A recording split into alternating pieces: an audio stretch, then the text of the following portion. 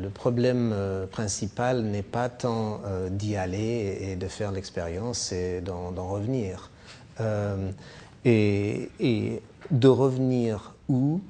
Ben, chez soi, entouré des gens qu'on connaît, de ses amis, des membres de la famille, et puis on commence à dire la plante m'a dit, et puis les gens disent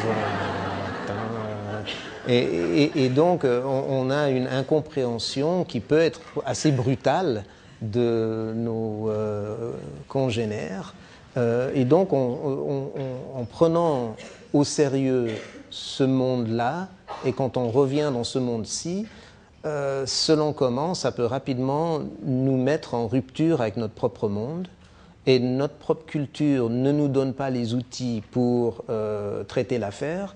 Et si vous n'avez pas la tête solidement vissée sur les épaules, ça peut sérieusement vous disturber.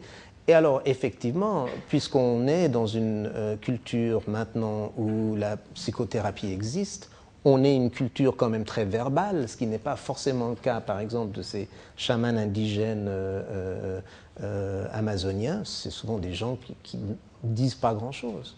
Et qui, leur point de vue, c'est que la plante, elle va déjà te montrer ce que tu as besoin de savoir. Et puis voilà, eux, c'est juste le guide de montagne. C'est la montagne qui va t'enseigner.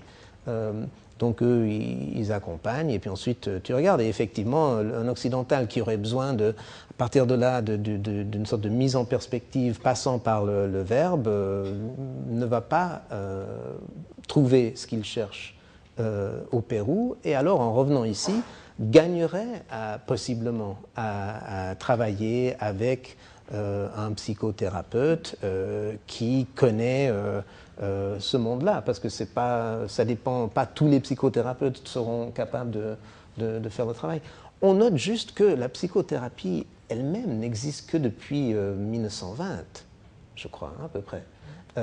Donc on dit que, je viens de dire que la psychothérapie fait partie de la culture occidentale, mais en fait il y a une centaine d'années, ce n'était pas encore le cas. Donc on voit que même notre culture est en transformation.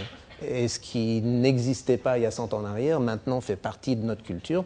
Peut-être que dans une centaine d'années, l'utilisation de ces plantes amazoniennes et autres fera partie de notre réalité. Je veux dire, le café et le tabac sont des plantes qui viennent d'Amérique du Sud et qui font partie maintenant de notre quotidien.